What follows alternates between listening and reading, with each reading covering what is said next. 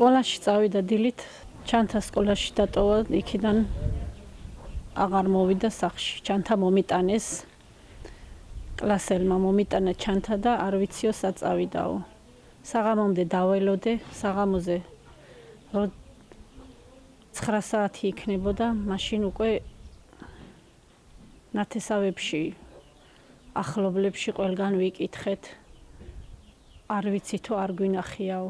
ბოლოს რო უკვე ვსიო ყველა იმიდან ისა მოგვეწურა, მაშინ მივედით საპატრულოში და ვთხოვეთ დახმარება. სკოლაში წავიდნენ ბავშვები, აღარ დაბრუნდნენ.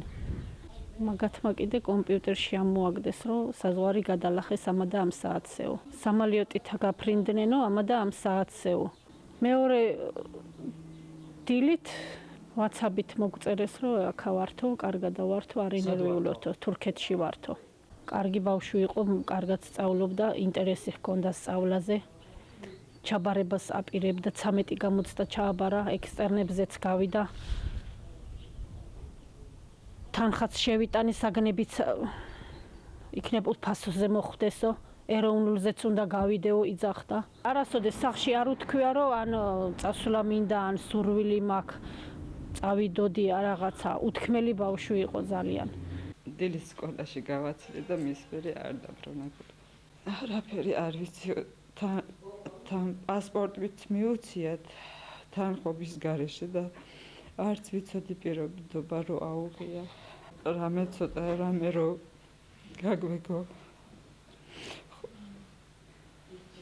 თანხმობს ვამატებ. ის მარტო თელავში იყო ნამყოფი. ერთხელ ექსკურსიაზე სკოლის ბავშვები წაიყვანა, თბილისში ნამყოფიც არ არის. საერთოდ აეროპორტის საერთგენარი არც ისიც. მან თუ გამცილებელი არ ახავს, როგორ მივიდოდა, არეგისტრაციას როგორ გაივიდა. ეგ რო წავიდა მეორე დღეს ბავშვები და პედაგოგები ჩვენთან რომ მოვიდნენ, მე გვითხრეს ამ ბოლო დროს აცდენდაო ბავშვი სკოლაში და მანდვე ახლოს არის მეჩეთი. იმ მეჩეთში დადიოდა. ომალოს მეჩეთი. ადრე აქ უვლია და მე მამა რო უშლი და რახან ვაჰაბისტები მანტარიან, მამა რო უშლი და იქ დადიოდა ალბათ სკოლაში მიდიოდა, იქიდან იმ მეჩეთში დადიოდა. ისის გადმოცემით ვიცით, ჩვენ არაფერი არ ვიცოდით მაგის შემდეგ. ერთად-ერთი გადმოცემით ის ვიცი, ატყუებენ და უწამლავენ ტვინს და ეგრე მიჰყავთ. ვითომ იქ თუ დაიღუპები 64-ში მოხდებითო. ეს პირველად არც პირველად არის მომხდარი და არც საბოლოო არის. ამის შემდეგ იცით რამდენი კიდე რამდენ ბავშვებს მაგის ხნისები, მაგის ტოლებიც ბევრებს აუღიათ პასპორტები. იმ თავრობას ის მაინც გააკეთონ, რომ არ გაატარონ უწყლოვანი ბავშვი, მაინც არ გაატარონ, არც მშობლების თანხმობის გარეშე პასპორტსაც ნუ გასცემენ. გააკეთონ ის მაინც რასაც შესწრებენ, ისინი ფულებს იღებენ და აგზავნიან. თავრობა თუ იმათში არ არიან იმათთან შეკრულები, აბა აეროპორტში როგორ გაატარებ უწყლოვან ბავშვს? ატყუებენ ეგ უპატრონოები ეგენი. ეგ ატყუებენ, მithom საიქიოში წახვალთ. მადლიაო ჯიხადი რო გააკეთოთ. იმაზე იმით ატყუებენ ეგენი. პატარა ბალღას რაღაცა ტვინში შევარდება რაღაცები და ატყუებენ ბალღები. აქედან რომ მიდიან ეგ ბალღები, ართმეველ პასპორტებს, ართმეველ ტელეფონებსაც. უპასპორტოდ რო გამოტამს, როგორ მოვა, გინდაც მოუნდეს მაგას წამოსვლა. ჰეი, იმ ბათიშრაში დატო ამ ბალღები მიყავს სუისები. დიშვილია ჩემი რამზანი. ჩვენთან არის გაზდილი, ჩემ სახლშია გაზდილი, მეორე უცხოარელი ახლობელია. ბავშვები მოტყუებით, მოპარვით წაყვანილები არიან, სკოლაში წასული ბავშვები სახლში არ დაბრუნდნენ. თვითონ არ წავიდოდნენ, აეროპორტის საით არის არც იციან. ჩვენ გვაინტერესებს ყველაფერი ხო დაფიქსირებული იქნება იმ აეროპორტში, კამერებია, როგორ აიღეს ბილეთები, როგორ შევიდნენ, როგორ ხდებოდნენ. გვაინტერესებს ვინ ყავდათ გვერდზე, ამოიღონ მთავრობამ, თუ არის მთავრობა, თუ კი მთავრობა ქვია ამას. უჟე მე-4 დღე არის დღეს, მე-5 დღე არ მოსულა, არ უკითხეთ, სიტუაციაში არ გარკვეულან, აუცილებლია მოვიდნენ მაშინ, როცა სიტუაცია უმართავი გახდება. იმ ბავშვის მშობლები თუ ამათ არიანტეს ჩვენ თვითონ გამოვიძიებთ ნახავთ იმ წამყვანსაც ნახავთ გამცდილებასაც ვიპოვით და მე уже სიტუაცია მაშინ ძალიან ცუდი გახდება უმართავი გახდება სისხლი დაიღრება და აუცილებლად მაშინ მოვლენ ეს თავრობის წარმომადგენლები და პოლიციის წარმომადგენლები თვით ქგანყოფილდნენ ჩვენი პატრონიდანაც არავინ არ მოსულა არავინ არ დაინტერესებულა რა ხდება როდის წაიყვანეს როდის წავიდნენ არაფერი არ ვიცით აი დღეს მესამე დღე თუ მეოთხე დღე არის კაცი შვილი ესე იგი არ მოსულა აქ თქვენს გარეშე და ან სხვების გარეშე აქ მოსახლეობა ესე გამოვდივართ ერთი მე ესე იგი წუხდებით ნერვიულობ ტირი ვართ დგევართ აქ და მშვენელი კიდე არავინ არ აყავს ვინ აყავს ვინ ხედავს ჩვენ აქ კაცო მე თვითონაც აი თელავში ცხოვრობ ამოსული ვარ ბიძა ვარ კაცო ერთსას და მეორისას კაცო ბავშვებისა მე წუხდე მე შვიდი შვილის მამა ვარ კაცო ხვალე ჩემი შვილი რო წაიყვან მე რა უნდა გავაკეთო კაცო ცოდო არ არის ის დედა კაცო ერთადერთი ბიჭი ყავს იმ მშობლებსა კაცო ხვალე ჩემსაც წაიყვანეს ზეკ იმისაც წაიყვანე კაცო რა არის რა ხდება ბოლო კაცო ჩემი შვილია წასული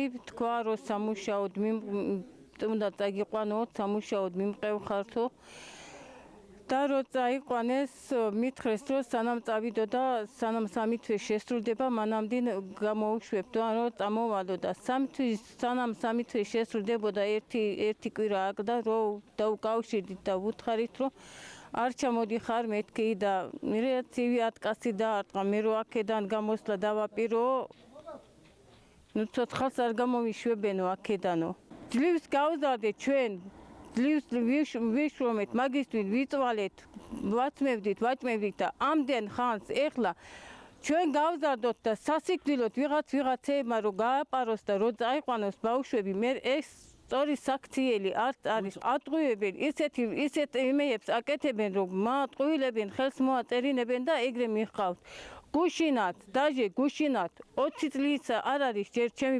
უმცროსი ბიჭი ჯოყოლოში შეხვედრილა ვიღაცა ორი ვაჰაბისტი ამ ორს უთქვია რომ მოდი ხელი მოაწერეო რომ ფულსაც მოგცემდო გადაგიხდით ფულსაო და წაგიყვანთ იქაო არაფერი არ დაგჭირდებაო თუ რომ მოვიდა მიამბო ამ ჩემმა ბიჭმა ჩვენ წინააღმდეგები ვართ და ვიქნებით კიდევაც საერთოდ ამ ვაჰაბისტებთან წინააღმდეგები ვართ გვინდა რომ ჩვენი შვილები დაგვიბრუნოს აქ ვის მიყავს ეს ხალხი სირიაში? ვაჰაბისტებს.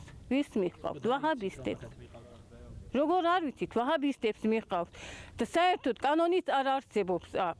საერთოდ უკანონობა მთავრობას, პოლიციელებს, უყველას რომ დაუკავშირდებით ხოლმე ესე და ეს ხალხი წაიყვანეს მაგით ხარში არიან, მაგით ხარს უჭერენ ეს მთავრობაც. ახლა ამაზე დიდი ტრაგედია რა უნდა იყოს, განსაკუთრებით ისეთი მცირე რიცხოვანი ერისთვის, როგორიც ჩვენ ვართ. ისეთი მცირე ქვეყნისთვის, ისეთი პატარა ქვეყნისთვის, როგორიც ჩვენი ქვეყანაა, ხო?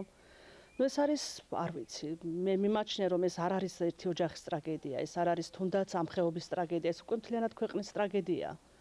როგორ მერხდან ბავშვი მიყავს ომში, ხო? ეს ამთავითვე უნდა გითხრათ, რომ ყოველ შემთხვევაში ამ ბავშვების ფულადი დაინტერესება აქ გამორიცხულია, იმიტომ რომ ფული თუ მიდის ლიდერების ხელში, ამ ბავშვებამდე აბსოლუტურად არავითარი ფული არ მიდის. აქ არის იდეოლოგიური ფაქტორი ამ ბავშვებს, ამ ახალგაზრდებს, არასრულწლოვან ბავშვებს ხდება მათი გადაბირება იმ რაღაცა დაუშვათ დაჯგუფებების მხრიდან, რომელიც არსებობს სამწუხაროდ ჩვენ და სამწუხაროდ ამ ხეობაში ხდება ამ ბავშვების გადაბირება და შემდგომ უკვე სასაკლაუზე მიყავთ ეს სკოლის მოსწავლეები. თუ სახელმწიფო არის დაუშვათ დაინტერესებული უსაფრთხოებით, მსგავსი რაღაცები არ უნდა ხდებოდეს, ხო? რამოდენიმე თვის განმავლობაში უხცესთა საბჭოს წარმომადგენლები 85-80 წელს გადაცილებული ადამიანები 4-ჯერ 5-ჯერ საკუთარი პენსიით ტაქსს ქირაობდნენ, ჩამოდიოდნენ თბილისში, ხვდებოდნენ, ნუ მათი შესაძლებლობის ფარგლებში, თუნდაც ჩემი შესაძლებლობის ფარგლებში ხვეწებოდნენ, რომ მიაწვდინეს ნამდვილად პრემიერამდე ცხმა. და სხვა მაღალ ჩინოსნებამდეც, მაგრამ ფაქტია, რომ გვეუბნებოდნენ, რომ მუშაობთ, უსაფრთხოება გარანტირებულია, მაგრამ ხედავთ, რომ სხვადასხვა აი პირადად მე მიჩნდება კითხვა. ნებისმიერი ჩეჩენი ეროვნების წარმომადგენელი პირადად მე მაჩერებენ ხოლმე აეროპორტში ზოგჯერ საათობით. ჩვენი თანამშრომელი სულხან ბორზიკაშვილის 25 წუთი დააყოვნეს, ვიდრე კონტრდაგებიდან გეუბნებით ასეთ ვიზე საჯარ სასწავლო ვიზიტით ჯგუფთან ერთად მიდიოდა ამერიკაში, თან. საჯარო მოხელე ხო მე ჩემზე ვიტყვი სამინისტროს დელეგაციის სამინისტროს თანამშრომელი როდესაც დელეგაციასთან ერთად ოფიციალურად წავსულ ვარ დაუშვათ გადამიკვეთია საზღვარი ჩემს გამო დელეგაცია ზოგჯერ საათობით მდგარა ასე თუ ისე ცნობადი სახე ვარ ხო ნებისმიერი ჩვენი ასე ვთქვათ ჩეჩენი ეთნიკური ჩეჩენები ნუ ასე ვთქვათ საქართველოს მოქალაქეებზე მაქვს ამ ეტაპზე საუბარი მე არ ვამბობ თუ რუსეთის მოქალაქეებზე აბსოლუტურად ყველა ადამიანს აჩერებენ საათობით და ხდება და რაღაცა უშვებენ.